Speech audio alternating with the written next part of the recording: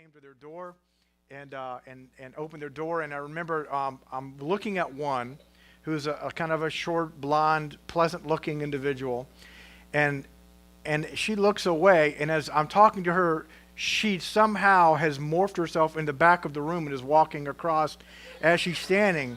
Because I'm telling you, it freaked me out for a minute because I thought I was seeing things, and it was an exact replica of the one I'm talking to walking across the room. And I said, that looks like you, and that's my twin sister. I don't know who came to the door, Keri and Michele. One of the two came to the door first, but you guys said, and I remember when I invited you to our church, and whoever was with me, David Flood or somebody, and Todd Kelly potentially, and I remember saying, we want to invite you to church, and you guys, well, we don't really have church clothes that much. This is kind of what, we don't want. We're not big on dresses and stuff, and which if you know them, they really weren't big on dresses and stuff, and I remember saying, and I had cargo shorts and sandals, and I remember saying, well, hey, I'm the guy who teaches and preaches, and I wear this, so you can wear that, and they came, and over a period of time, we watched these young ladies become godly young ladies and become people that God had changed and moved in, and the hard times hit. Not long after I had met the girls, her father had passed away, and he was sick for a while, and God walked him through that and kept him from getting hard and cold, and other stuff happened, and I don't want to give away their story, but I want you guys, if you would, just to give a big applause to you guys. Come on, Keri and Michele O'Neill. You guys come on up. And they have a cohort in crime with them. I've asked these girls to share a little bit about what God's doing in their lives. You have to talk in the microphones, all right? If you don't, it's a bad thing. You get punished. There's one, and there's one. Just pull it down to you. And you guys, just have at it. Hi, everybody. My name's Keri. This is Michele and our friend Brooke. Like Mr. Rick said, I guess, like 7 or 8 years ago, they knocked on our door and invited us to church. And ever since then, God has completely changed our hearts and our lives. So we started coming to church, gave our lives to Christ a couple months later. Fast forward a long time, we went to the University of Florida. Go Gators last night. So went to the University of Florida. I met Brooke through working at the YMCA. And long story short, we realized that we all had the same passion to help orphans. And we really wanted to start our own orphanage. And we're like, okay, is this really possible? How do you do this? How do people even start nonprofits like that? So we decided that we were going to start asking God to show us how to do that, and that we realized he had given us those passions, so he should make that he is able to bring those desires out and enable us to have an orphanage when he has put that on our hearts. So we really started praying for that. We had no idea where we wanted to go, so we really just started asking God for a passion for a particular place. So God just told us Kenya one day, and so, sometimes when you hear God, you're like, okay, did I just make that up in my head, or did God really tell me that? But through a series of events, God really confirmed to us that we were supposed to go to Kenya. We didn't know if that's where we were supposed to start the orphanage, but we knew we were supposed to go to Kenya. So we found an organization called Empower a Child, which they are located in Nairobi, Kenya, and they do a lot of work with street kids, different, a juvenile home, different ministries like that. So it was exactly what we wanted to do. So we planned on going in May for 3 months. This was 2 years ago. And like Mr. Rick said, we've been through a lot of trials. 2 months before we were supposed to go, we were involved in a caving accident where 2 of our friends passed away, so that we were really close to. Our friend Grant was a huge part of what we were doing. He was very influential. He was really the person who was guys, why are you holding back from allowing God to use you to start an orphanage? Because we all had different plans in mind. I was going to be a physical therapist. Michele, well, she is a teacher now, but plans on teaching in Kenya. Brooke was working at the Y. We all had different plans, and God just completely transformed our hearts. And Grant was always do this. God has given you these passions. If that's what you want to do, ask God to fulfill that. So he was a huge part of what we were doing. So basically, we found out we got accepted to go with the organization 3 days after the accident. And we were like, okay, Do we still go? Like, what does this mean? Like, we're like, God, like, just completely broken, like, to nothing. So for like 2 months, we didn't like go to school. We didn't like do anything. And we're like, okay, God, like, if you really want us to go, like, we feel like you really called us to this. We needed $20,000 to go, by the way. We had nothing at the time of the accident. So we were like, I was probably the worst because I was like really close to Grant. So I was like, okay, God, like, you want this to happen? Like, you give us $20,000. Like, we're not, like, we can't do anything. So God definitely showed us. We raised $20,000 in 2 months, which doesn't happen. And we didn't do anything to deserve it or to earn it. So it was really cool. So that was just another way that God confirmed that for us, that we were supposed to go. So we went to Kenya for 3 months. We spent the whole summer there working with Empower a Child. And one of the ministries that we enjoyed the most was the Street Kids Home. So basically, they have a variety of kids in the Street Kids Home that come from different backgrounds. Some of them have like run away from home because being on the streets is just better than being with their families, because they come from abusive families or really parents that just don't want them. Like, these kids have been told, like, you'll never amount to anything, like, you're not worth anything, and parents just telling them, like, we don't want you. Other kids have, like, their parents have died, so they're just complete orphans, so they're left on the streets with no one to take care of them.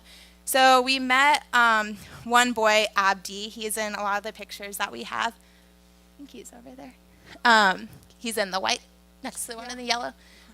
But he was really influential in what we wanted to do.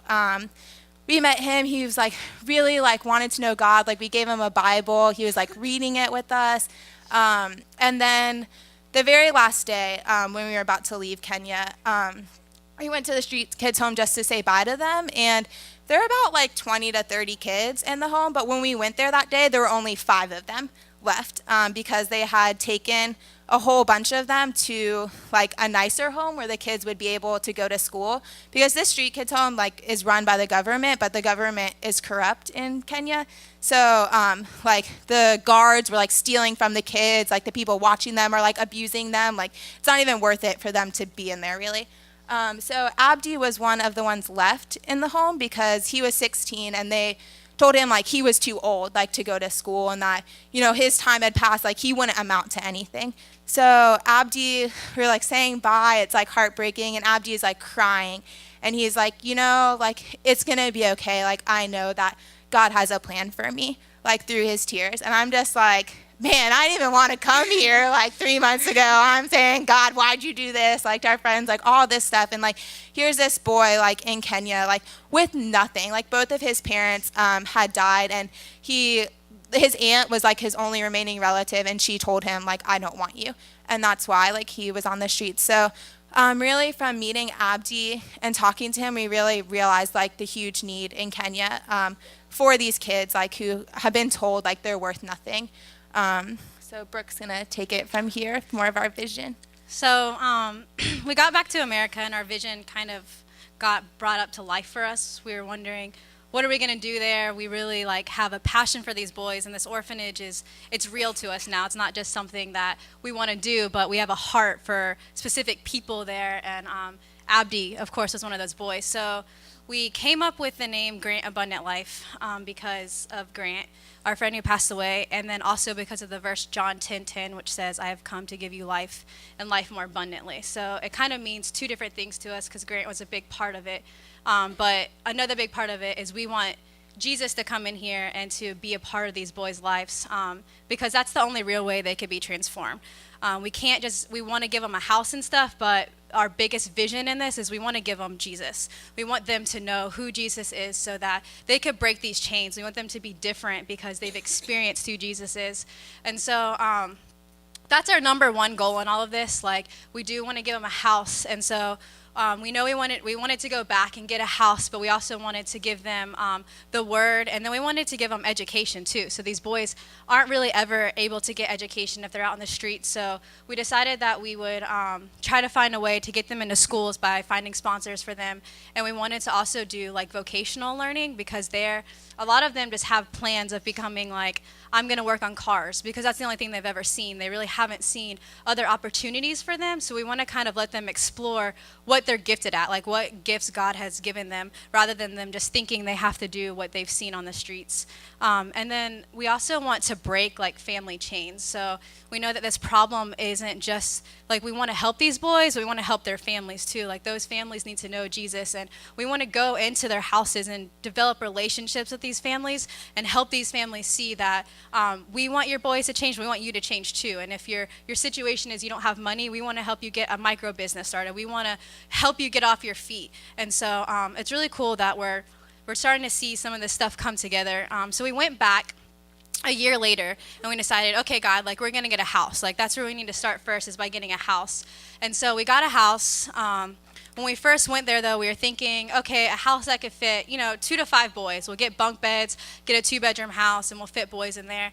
But God just has showed us over and over, like, I have bigger than that. I am bigger than you are. And so we went there, and through a long series of events, God just really, he brought us to a house that's a 6-bedroom house.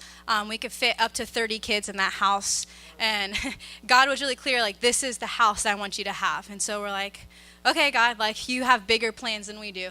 And when we were there, we weren't intending to get that. So people just started giving us money. We were able to get all the supplies for the house. And I mean, this is starting completely over. So you have to get dishes, you have to get, all the supplies the boys would need. We got beds, enough beds to sleep 5 kids. And then we were able to get a person to stay in the house. So we went with Empower a Child the first time we went, and we came back. A lot of people in that organization have been helping us get off our feet. So we interviewed someone to become the house parent. So we have a house parent who lives in there. His name is Mark.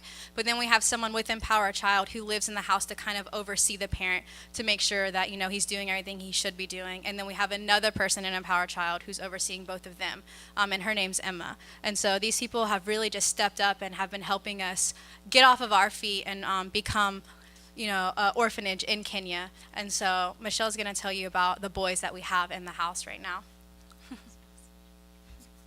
So yeah, there's been several pictures of them. We have 5 boys right now, and God has just been transforming them, even in just the few months that they have been there. Every day, basically, their schedule is they wake up and they do a morning devotion together, and then they all go to school. And then come home, eat dinner as a family, which is one of our biggest things. Like, we really want them to see what a functional family is like, because most of them are not from one. None of them are from one. So like Brooke was saying, being able to break that chain, showing them like how you actually love someone and what a family actually looks like, so they can have a family of their own later. And then at night they do devotions again all together. So yeah, there's 5 of them. They're all going to school, which is just totally Jesus. Most of them, like Abdi was at a 4th grade level, right? A 4th grade level, and he was 16. So most of the schools like don't want to take kids back because they're so far behind. But God did all of that. So all of them are in school. One of them actually found out on a couple of days ago that he's number 3 in his class.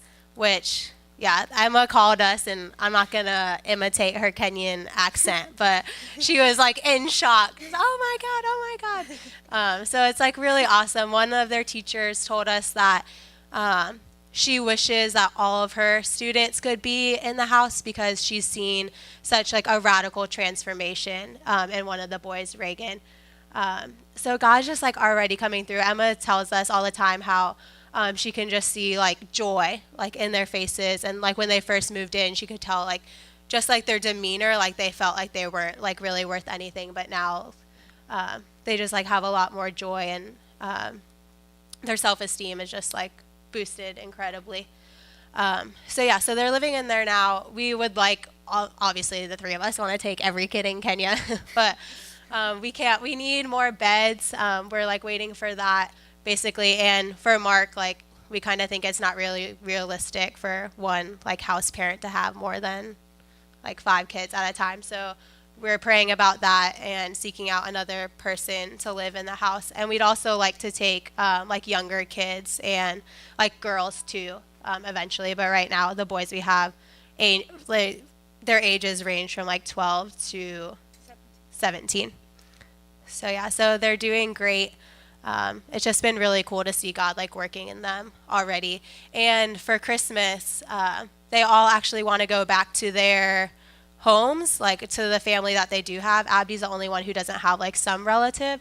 So, which is really cool to us because that's like part of our vision. Like it's in our mission statement for them to like reconnect with their families. Like the goal isn't for them to just live there till like they're adults and then just leave. Like the goal is for them to be like reconciled with their family. So all of them are hopefully going to go home and share like what God's done in their lives and about the house and stuff.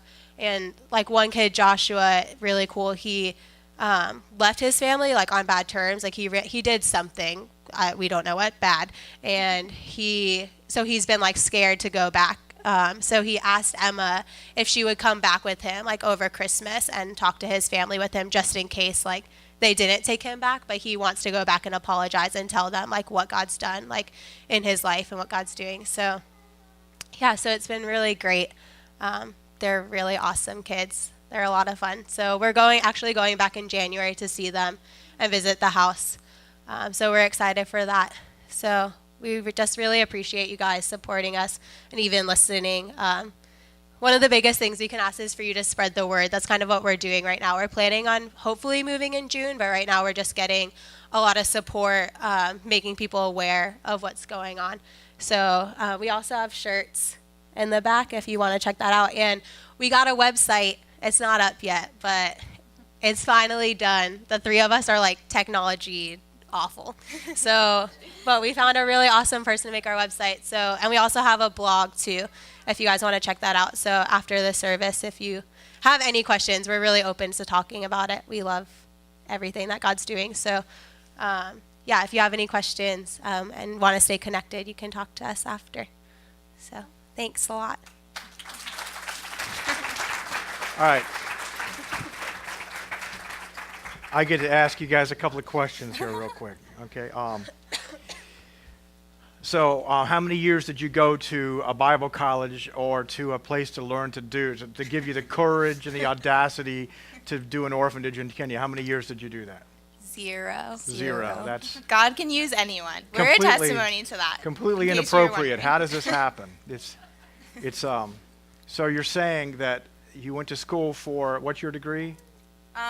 I ended up switching to family, youth, and community sciences, which is kind of relevant. But before that, like I was gonna do physical therapy, so And complete Brooke? change.